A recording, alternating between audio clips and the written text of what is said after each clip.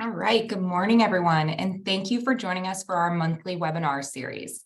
I'm Sarah Grimes, the Director of Outreach at NYSARC Trust Services, and we are a nonprofit organization that for 50 years has administered supplemental needs trusts, helping thousands of people across New York State be able to improve their quality of life by protecting their financial eligibility for vital means-tested government benefits.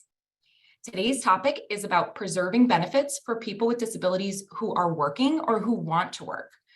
The goal of today's presentation is to really help you understand in what situations a trust or an ABLE account can help people who are working and receiving supplemental security income or Social Security disability income benefits, set aside funds to save for the future, and be able to protect their financial eligibility for means-tested benefits and these vital health services that really support their ability to live independently in the community and be able to work. We are certainly not experts in Social Security benefits, but we will be discussing at a high level the key differences between these programs and how earnings can impact a person's eligibility. Before we jump in, just want to remind everyone, I see a few hands raised. Everyone is muted and our chat is disabled just to limit some of the background noise. We ask that you please enter any questions that you have into the Q&A section. We've also enabled closed captioning. So if you're not seeing the closed captioning on your screen, you need to turn that on your desktop or mobile device. And a link to the materials, Nina's going to go ahead and drop that into the chat now so you can download the slides from today's presentation right now.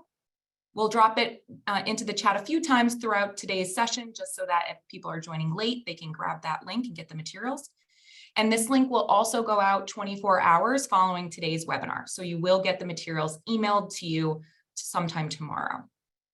About a week following today's training, we will have a recording of this session up on our website where you can view it or share it with other people within your network who might not have been able to join us today. And we ask that you take just a few minutes after the day's training. There's going to be a link that will pop up on your screen asking you to complete a brief survey and providing some feedback on today's topic. So people with disabilities, they often want to work or they want to work more hours, but they don't, or they're worried about doing that because of fear of losing their financial eligibility for the benefits that they receive. For people with disabilities who have the opportunity to work, a job can really provide them with a sense of purpose.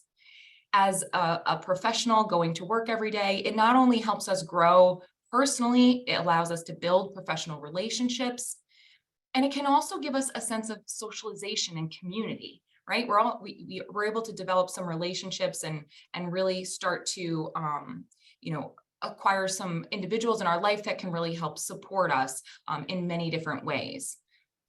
The biggest worry that people have is what is going to happen to their eligibility for certain benefits if they start to earn money that might put them over the financial limits to qualify for these vital programs.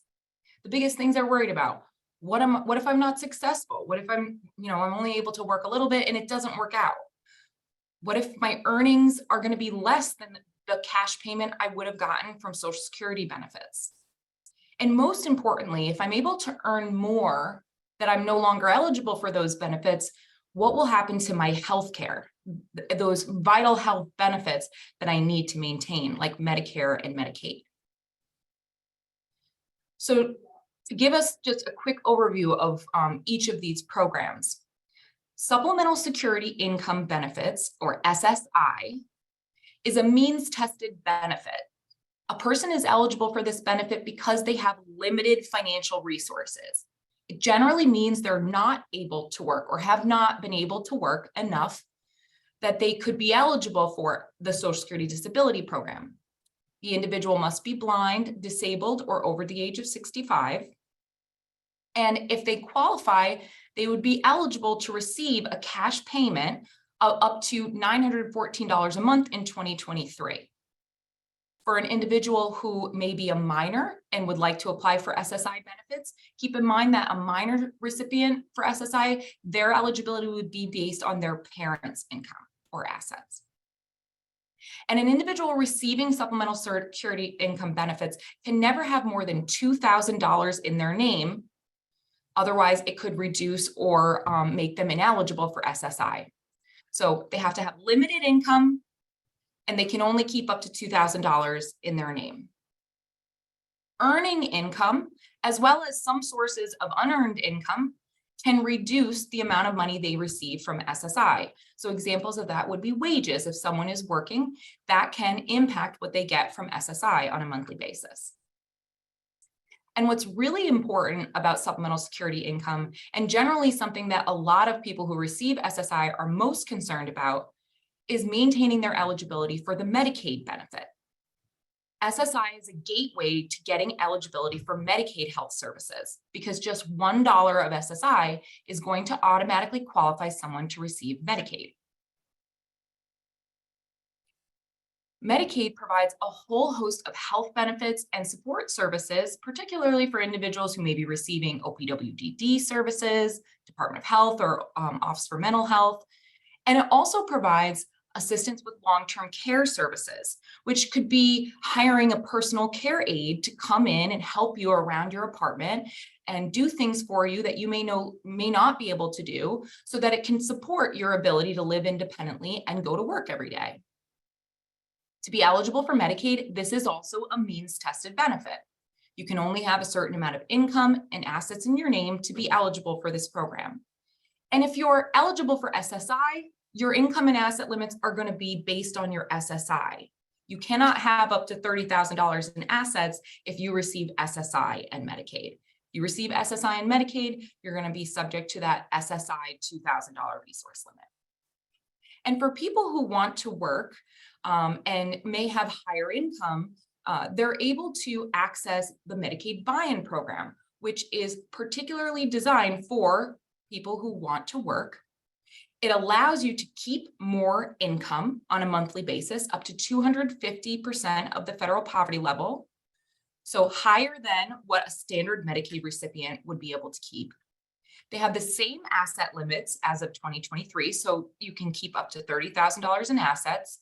And the person is eligible for this program if they're over the age of 16 and they're eligible up until the age of 65. Now, I'm not going to go into a lot of detail on this program because we are not experts in this area. However, we have gotten a lot of questions about it throughout our previous trainings. And so I'm excited to share that we will be having a guest speaker join us in our monthly webinar for June, who will be going more in depth into the Medicaid buy-in program, how you qualify, and other aspects of maintaining eligibility for that program. A person, when we talk about their assets, what they can have in the bank, is generally going to be, cash-based assets, things that they could turn into cash to pay for the services that they're receiving through Medicaid. Certain assets are going to be exempt. A person who is working and receiving these benefits can have a home. They can have a primary vehicle that allows them to get to work every day. They can also put funds into a retirement account. So if you're working and you want to be able to set some money aside for the future, they can make deposits into a retirement account and those assets are exempt. Social Security disability income, commonly confused with SSI, is not a means-tested benefit. A person is eligible for Social Security disability if they worked long enough and recent enough. It's based on your work record, how many work credits you have. If you and you have to have paid Social Security taxes on those earnings, right? So if you're earning under the table, those earnings aren't going to count. And generally, a person is going to be eligible for this benefit because they can no longer work due to some medical condition. A person will receive Social Security disability income on a monthly basis like they get SSI, but the amount they receive is going to be based on their work history. So that payment would not be affected by the assets they have in their name or other income, unless they are eligible for SSI or Medicaid in addition to the Social Security disability income benefit.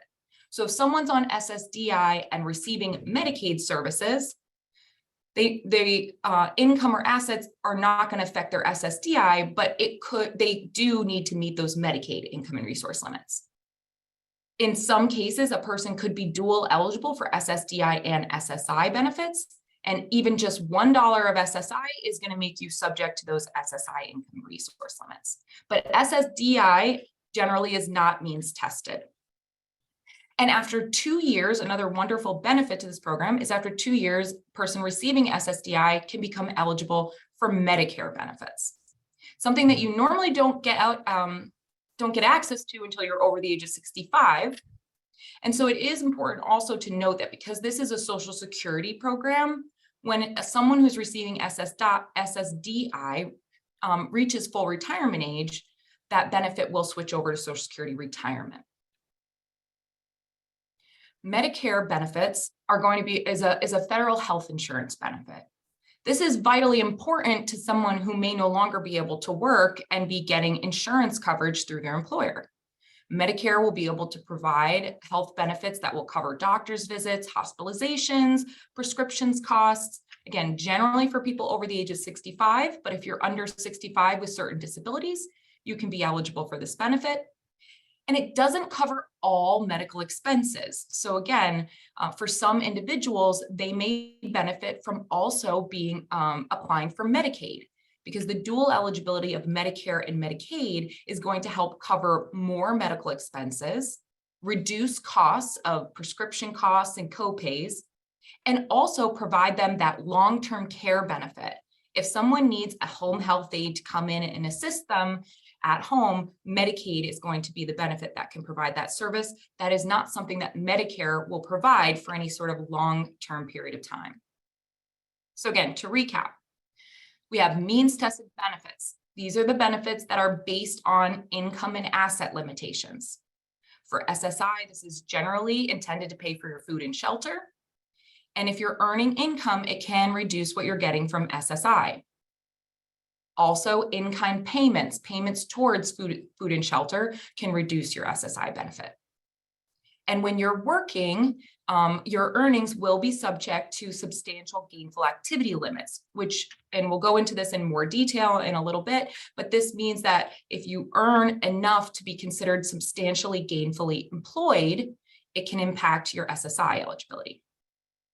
Medicaid is our other means-tested benefit. And this is for the health benefits, support services, long-term care. In order to qualify, you can only have a certain amount of income and assets, and it can provide long-term care services both in the community and a nursing home. But today we're going to be focusing on community-based services, since most individuals who are working are going to be living in the community. And again, here's just a quick summary, and this is more for a reference for you in the materials going forward, of the 2023 means-tested financial limits. Single person receiving SSI can never have more than $2,000 in their name. If they're just receiving SSDI with a Medicaid benefit, they can have higher income limits and asset limits. And they can even go higher if they want to work more by utilizing the Medicaid buy-in program. And we have our earned benefits, Social Security disability and Medicare. Social Security disability is not means tested. So when you work, it's not going to reduce what you get from Social Security disability. However, your earnings are also subject to that substantial gainful activity limit. And then Medicare benefits is something you become eligible for if you've received SSDI for at least 2 years or 24 months. So what are some ways that special needs trusts, pooled trusts, and ABLE accounts can assist people who are receiving these benefits and would like to be able to work and earn wages and be able to save for the future? Special needs trusts and pooled trusts are going to be able to protect both income and assets. So that's really important. It can help somebody who's receiving these benefits protect wages that they receive on a monthly basis that become resources in the following month, so they can save for the future and stay below the asset limits for SSI and Medicaid, maintain eligibility for those programs. It can also help someone spend down income or assets that they receive for Medicaid eligibility purposes. So if they have income from SSDI that exceeds the Medicaid eligibility limit, they can spend down in a pooled trust or a special needs trust. Or they could also look at potentially applying for Medicaid buy-in, that in a way that they could have access to higher income limits and may not need a trust. And this is also a wonderful vehicle to allow someone who is a parent or another third party who would like to leave money to a loved one who's receiving these services and does not want to jeopardize their financial eligibility for those programs.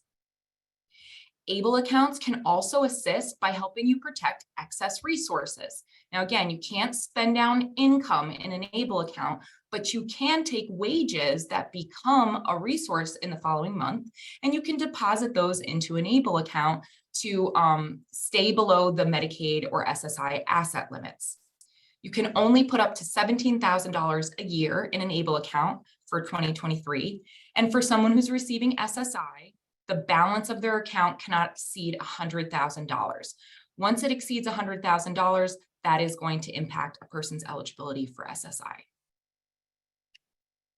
Now, going now back to our discussion about when you are working and you're receiving SSI or SSDI benefits, receiving that benefit is contingent upon whether you are able to be considered substantially gainfully employed.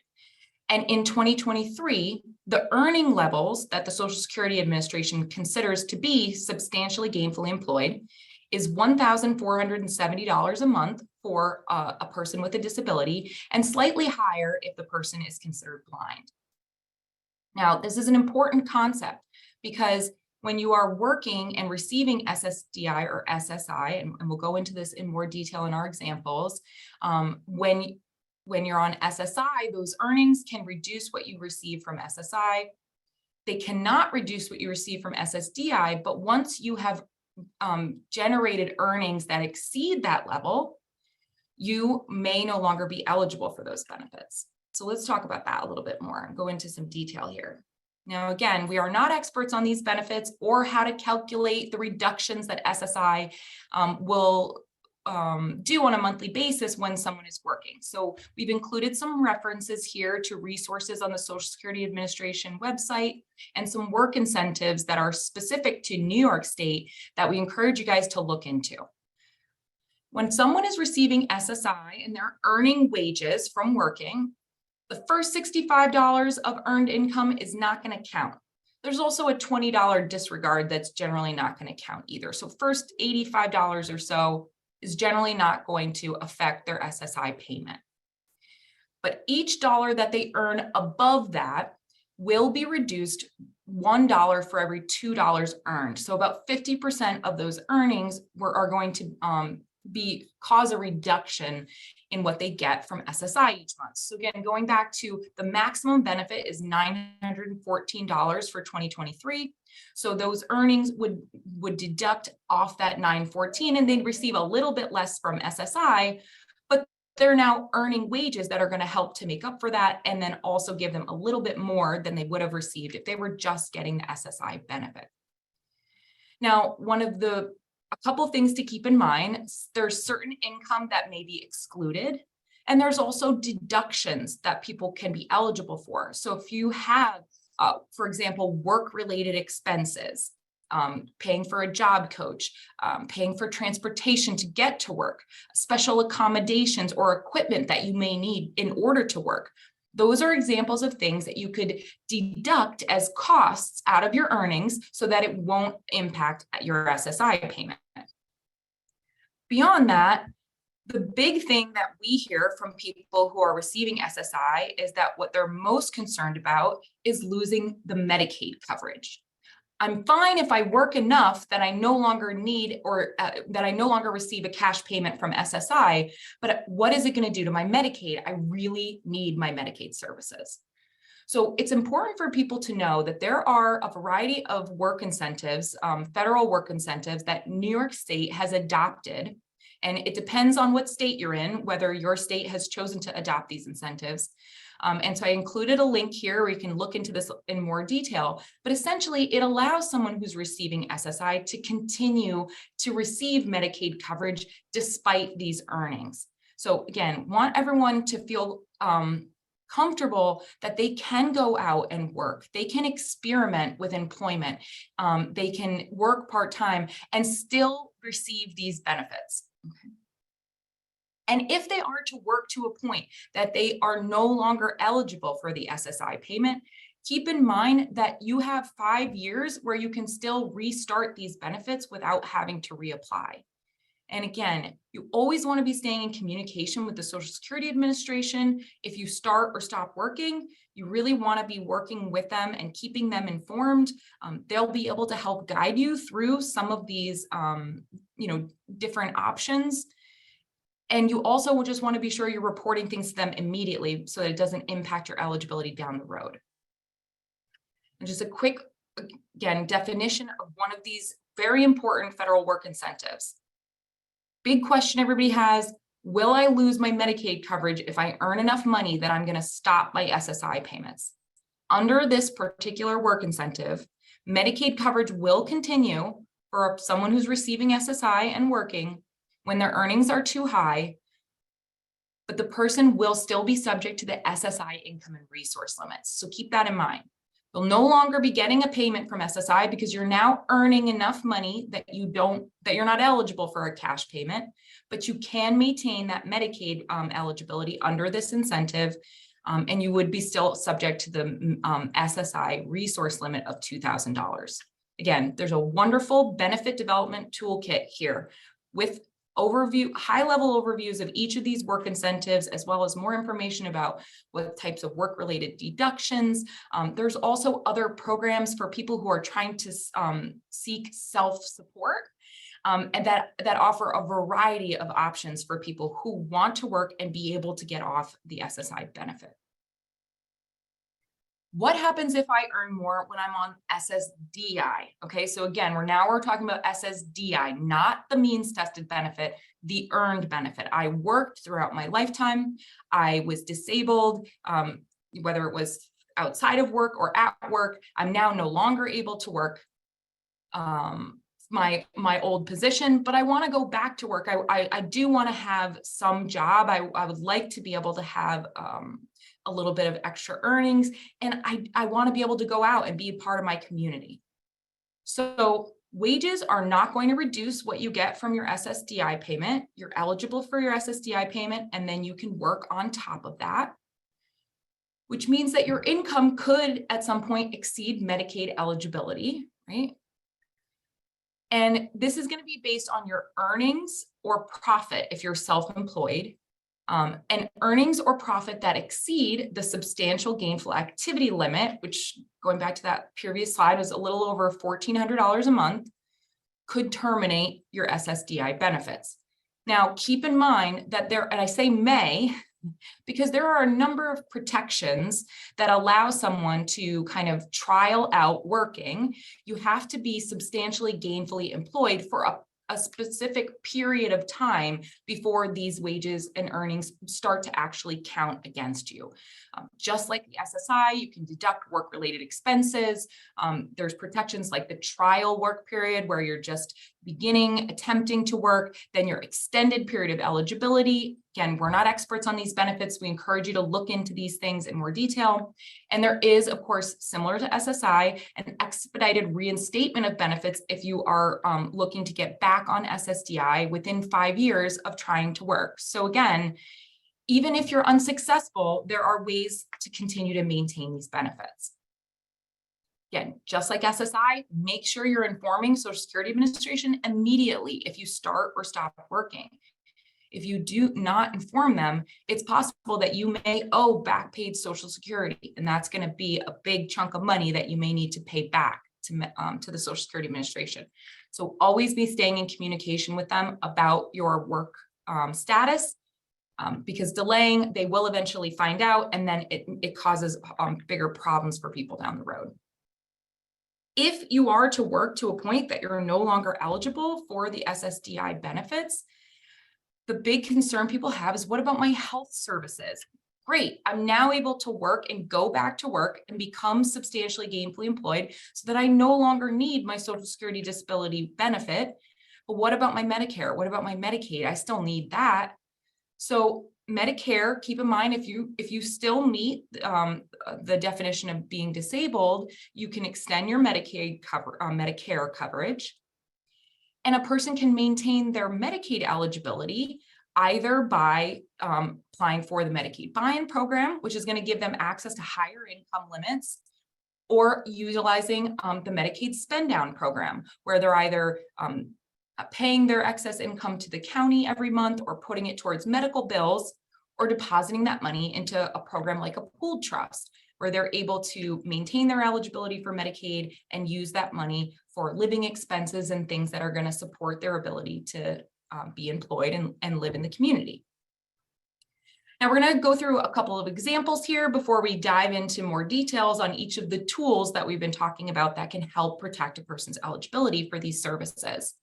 And these are fictional people, but based on real world scenarios, modeled after scenarios that we've seen in our experience working with individuals. So we have John. He receives supplemental security income benefits and Medicaid. He earns about $150 a week working at the local grocery store, and the rest of his income is supplemented by SSI. He really loves to go to work. He loves his job. He loves the customers. It really gives him a sense of purpose and community. He really wants to be able to continue to work there, and he wants to save for his future, but he's worried about protecting his eligibility for these Medicaid and SSI benefits. He lives in a residential facility, so he doesn't have a lot of expenses. His, Medicaid and SSI, they generally pay for a lot of his housing and supports that he has, and he also gets some personal allowance.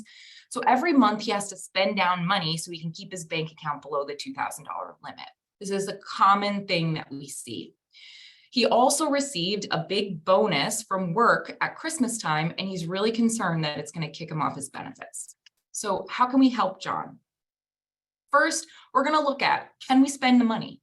Is there something we can buy for him? Is there something he wants or he needs that we can, purchase that's going to get his assets down below that limit? If he doesn't have anything that he wants or needs, or it's enough money, we can look at potentially putting that money into a pooled trust or an ABLE account. These are generally low cost to set up and maintain. So it can be a good vehicle to make nominal deposits of extra money that he's earned throughout the month that becomes a resource in the following month.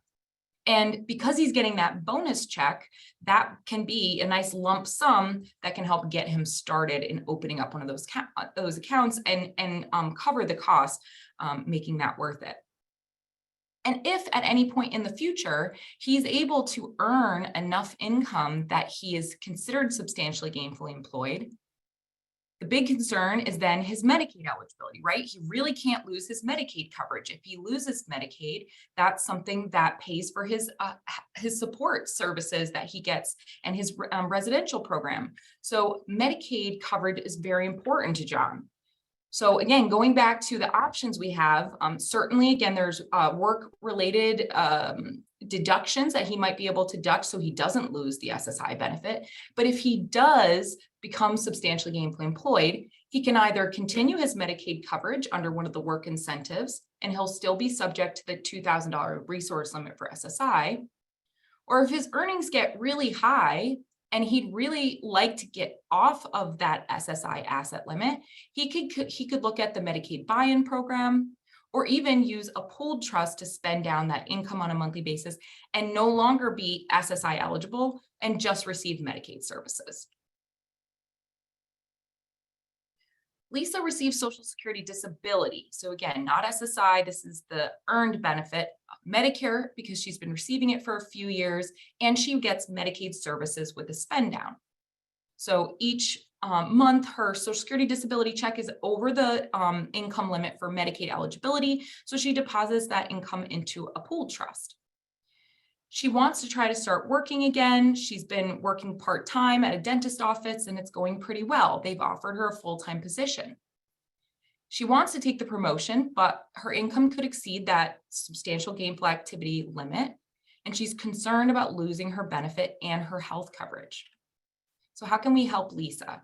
Again, we want to look at what are some deductions that she might be eligible for that would reduce her earnings, so she's no longer considered substantially gainfully employed. But if her earnings do exceed that limit at some point in the future, Again, her Medicare coverage can be extended as long as she still meets the disability rules, which having a traumatic brain injury is going to be generally something that would qualify her to continue to receive Medicare benefits for a period of time. And if her earnings continue to be higher, she may no longer need the pooled income trust because she could go on the Medicaid buy-in program and get access to higher income limits. But even if her earnings exceed the Medicaid buy-in limits, that income can be diverted to a pooled trust as well to maintain her eligibility for Medicaid services. Edward recently lost his Social Security disability when he went back to work as a computer programmer. He applied for the Medicaid buy-in program so he could get assistance with some health costs and get a personal care aide who can come in, help him around the house a couple days a week. So he's able to get to work every day. Despite the higher financial limits for this program, his income is still too high to qualify for Medicaid. He's also going to be receiving a pretty big settlement from his accident that's going to put him over the Medicaid resource limit of just over $30,000 for this year. So how can we help Edward? His income is too high to maintain his Medicaid coverage, and he's going to have some excess assets coming in as well. So we're able to divert his income to a supplemental needs trust or a pooled trust because he is eligible for either of those programs so that he can qualify and maintain his financial eligibility for the Medicaid services. And when he comes into his big settlement check, he can also deposit that money into his supplemental needs trust or pool trust in order to maintain his financial eligibility for the Medicaid coverage. So here is a quick overview of some of these tools that we've been speaking about that can help people who are working maintain their financial eligibility for the means-tested benefits. Again, we can't use these tools to make someone look to be not substantially gainfully employed. Once someone is substantially gainfully employed, we're not able to, reduce their income to make it look like they're earning less. But what we can do is we can help them maintain their health coverage through Medicaid and also through SSI by protecting their assets or income to maintain their financial eligibility for those programs. So a first-party supplemental needs trust is one option. This is generally for someone who is under the age of 65. You have to be under age 65 to put money into a standalone supplemental needs trust. And it allows someone to protect their own money, income, or assets in order to qualify financially or preserve their financial eligibility for means-tested benefits.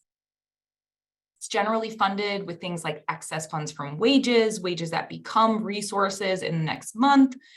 Can also be used to protect windfalls of money, like a retroactive benefit payment. They may have applied for services and not received their payments from SSI or SSDI for a period of time, and now they're going to get a lump sum payment that could kick them over the limits to qualify for those services. Inheritances, settlement proceeds, those are all great examples of the types of windfalls that someone might use a supplemental needs trust to protect. This trust needs to be irrevocable in order to protect a person's eligibility for benefits. So once you put funds into it, it becomes the property of the trust, and we can't simply return the money to the beneficiary. They need to spend those funds on eligible expenses. And there needs to be a Medicaid payback provision. Upon the death of the beneficiary, Medicaid expects to be repaid from any services that they provided to that individual throughout their lifetime. And it's a general rule that the funds in this trust must be used for the sole or primary benefit of the trust beneficiary. So the money that the individual is putting into this account must be used for them, for their bills, and their living expenses, purchases that are going to improve their quality of life. A standalone supplemental needs trust is something that you draft on your own with an attorney.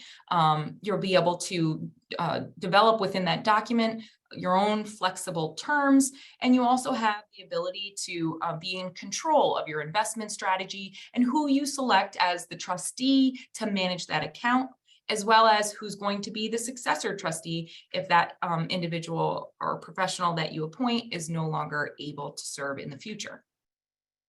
It's really important. We recommend that if you're doing a standalone trust, you engage professionals for some support with financial management and tax preparation, as managing these accounts can be very complex. Another option is a pooled trust, which is a special type of special first-party special needs trust, which allows people to protect income and assets at any age. So even if you're over the age of 65, you can put income or assets into a pooled trust. That's going to be a great question to ask if you have a client coming to you and you're trying to understand what options they have. Usually start with what types of benefits are you receiving and how old are you? It's going to help us to determine what you might be eligible for. Just like the standalone special needs trust, it's irrevocable in order to protect your benefits, but you don't need to select your own trustee. A pooled trust is managed by a nonprofit organization. Generally, they'll have a financial institution that serves as a co-trustee. That's a requirement here in New York State. And these trustees are going to be sensitive to the needs of our beneficiaries, and we're going to have a lot of knowledge in government benefit programs. Funds in these trusts are pooled for investment and management purposes. So it can give people some opportunity for growth if they have a nominal amount of money, because their money is being invested and as a larger pool. But you won't have that flexibility that you had with a standalone trust in dictating your investments. There's going to be a set policy for that trust. A pool trust can be a great option when someone is working and needing to spend down nominal resources or a small windfall of money, any amount of a windfall, because there's a low cost to set it up and maintain it. And the trust documents are already drafted and approved by the Social Security Administration. So that's a trust that can be opened very quickly if someone needs to spend down assets in order to maintain eligibility for benefits. Most pooled trusts will generally accept cash-based assets only, but you may find some programs that would take on real property, for example. And just like our standalone trust, the funds at death are typically going to be retained by the nonprofit that's administering the trust, rather than them going to repay Medicaid. So it's still that Medicaid payback provision, but Medicaid allows the nonprofit that's administering this trust to use that money for other people with disabilities that are served by their philanthropic mission. ABLE accounts are another tool that we've spoken about. This is another type of tool that can help someone spend down assets in order to maintain eligibility for means-tested benefits.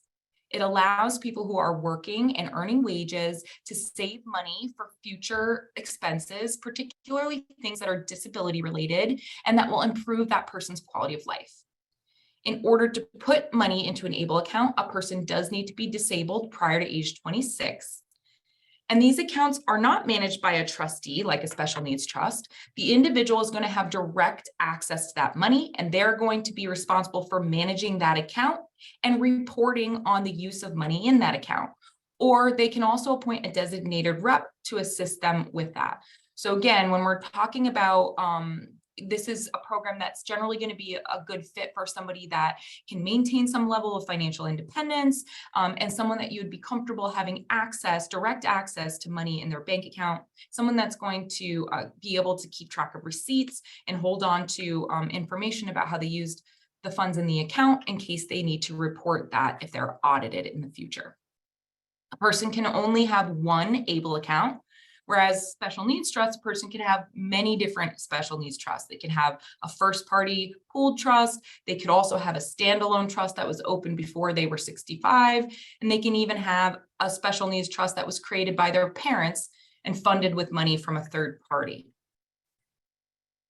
With ABLE accounts, as we spoke about earlier, there's a maximum of how much you can put into that account on an annual basis, and that's from all sources. So you can a person who's working can put their own money into the account, and someone like a third party can also deposit funds into that account.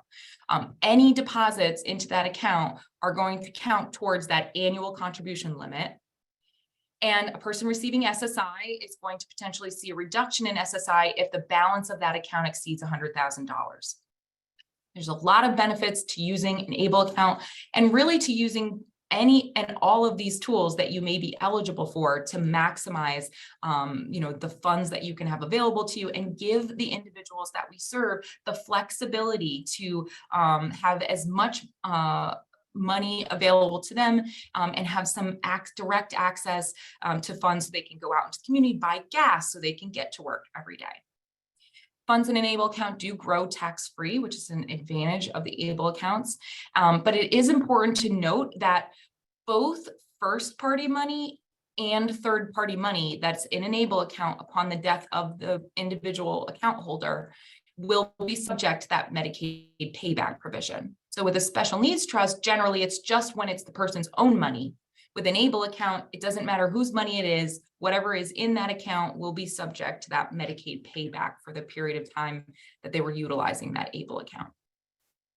And the third-party trust, and this is a little bit outside of today's topic, but for those of you who may be joining, who may be parents or loved ones of a person who has a disability and is receiving these benefits, it's important for you to understand that money that you give to them can also make them ineligible for these benefits. So it could be that you're making payments towards things like their food and shelter that can reduce what they get from SSI. And so that's something that you generally want to avoid. And you also want to avoid giving them a big lump sum of money that might cause them to lose those benefits. So a third-party special needs trust or an ABLE account can be a good option depending on how much money you're looking to give to them.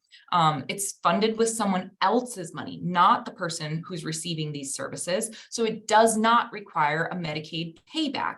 At the end of the life of the individual, that any money that's in that account is generally distributed to the residual beneficiaries as named by the donor in the trust document or will, or the joinder agreement in the case of a pooled trust. This allows parents and families to leave money to their loved one without causing any sort of interruption in those vital means-tested benefits that they receive through SSI and Medicaid. And as I kind of just alluded to, a third-party special needs trust can be a standalone trust that you draft on your own. It can also be a pooled trust. Now, with that, right before we open up to questions, I just want to give kind of a quick teaser for next month's training.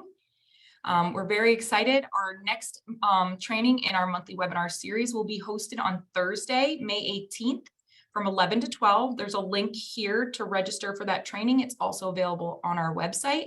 And we're going to be talking specifically about how to help people protect settlement proceeds for Medicaid and SSI recipients. And again, for those of you who are here and want to learn more about the Medicaid buy-in program, I hope you'll consider joining us again in June.